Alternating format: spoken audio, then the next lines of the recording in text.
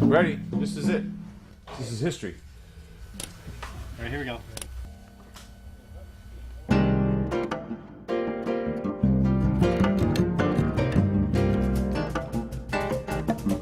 The way we channel Spanish music and jazz is through sketches of Spain.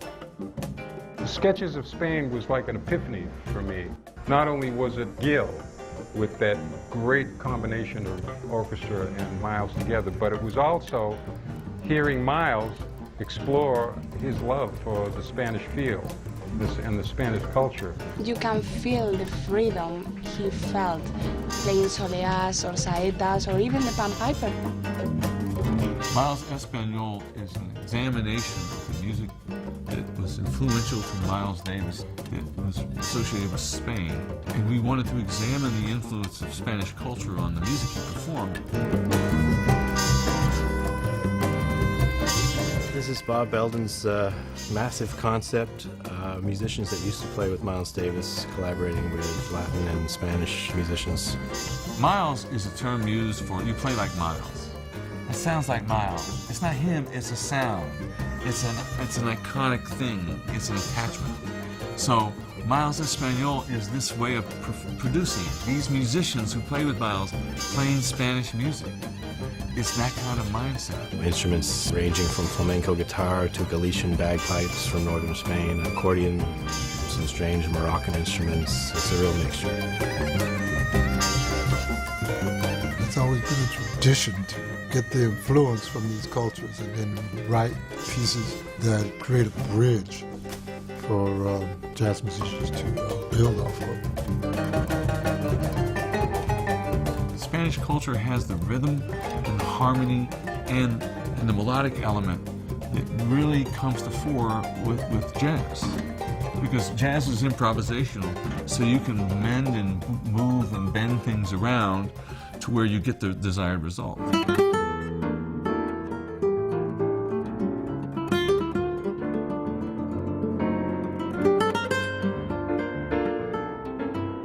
Creo que el jazz y el flamenco tienen mucho que ver, ¿no? Tiene mucha comunicación.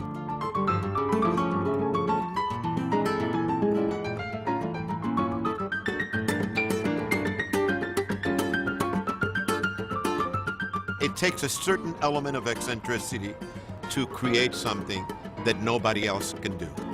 And Bob is that beautiful. He's got a beautiful mind. You never know what's going to happen.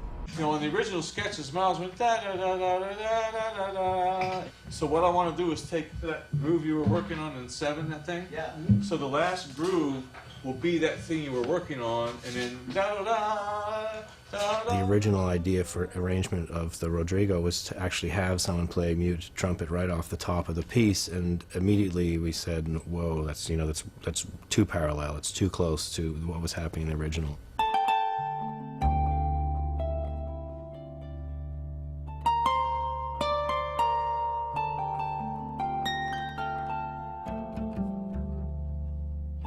With the Rodrigo especially, it's just the melody.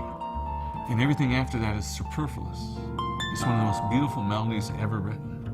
So I thought, well, let's just do the melody, and let's do it on instruments that can play the melody, and so you can hear it.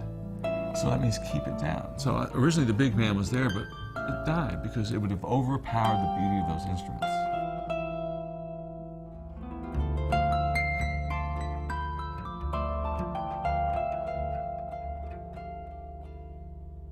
When you hear the oud, you hear it picked. I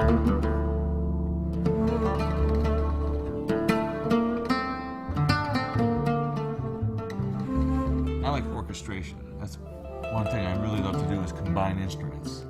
And over the years, I've been able to combine different instruments, not traditional big band or orchestra sounds, to get a sonority that fits the texture that I'm looking for.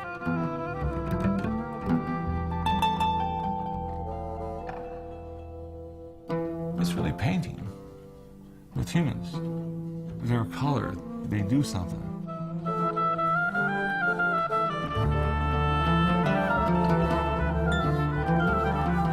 And so in a way, this is a narrative. It's a narrative of the history of Spanish music, the Berber culture, the mixing of cultures, and the expulsion of the cultures into the New World, represented by everybody here.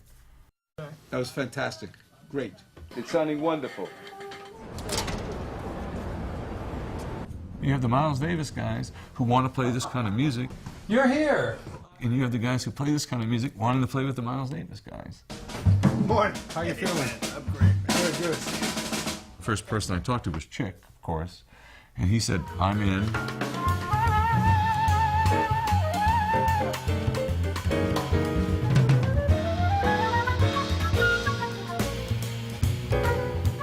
The thing that I think was a great catalyst, it was he asked myself and others to compose something new. Didn't just take something that was already done by Miles and kind of reconstruct it. I thought that was a way to go, because then you get a really present time contemporary look from people who knew and loved Miles and understood his music, how they, me and others, expressed themselves through this Afro-Spanish culture.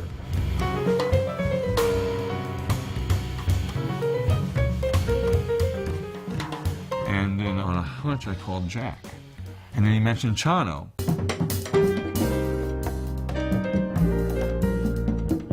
First time I heard Chano Dominguez, the Spanish pianist, was at the Cuban Jazz Festival, and was really delighted with what he was doing, integrating the flamenco concept into the jazz playing. So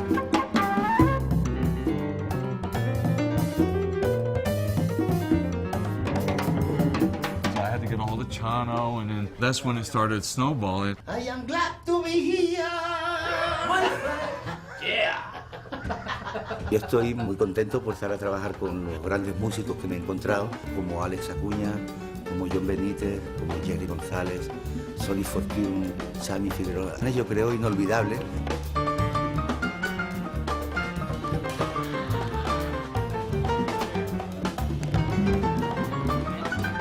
When you have 30 musicians that are all coming from different countries, you would tend to think that it would be the most complicated thing in the world, but in reality, it's actually easy. These musicians are coming from a folk tradition, so their vibe is they don't look at music as a puzzle. They look at it as an experience. What Bob is doing in these sessions, especially when he gets to small combos and he's not conducting, I think he's letting the musicians display their heart. No es mi manera habitual de trabajar, esta de llegar a un sitio y a ver qué hacemos en un estudio de grabación. Es una cosa que no la hacía yo desde que era joven. Me recuerda a mis épocas de músico hippie, ¿no? Esta grabación tiene un punto de hippie que es agradable, ¿no?